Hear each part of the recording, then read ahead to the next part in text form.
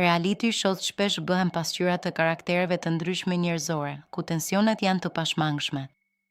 Sjellja e Monika Lubonjes ndaj Selina Zadrimës ka ngjallur reagime, duke u perceptuar shpesh si nënvlerësuese. Ekziston një shprehje e njohur, mos të hyj vetja në qejf, një këshill kundër mendje madhësisë ndaj të tjerëve.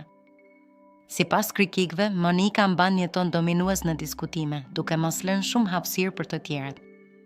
Disa e krahasojnë me Robert Hysen, duke parë të dy figura që nuk heqin dorë lehtë nga qëndrimet e tyre.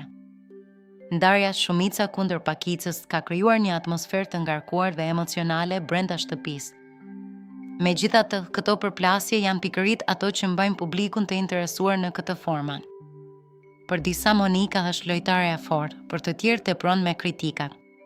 Perceptimet ndryshojnë shumë. Dinamika mes Monikës, Selinës dhe Rogertit do të mbetet një nga temat më të diskutuara të sezonit.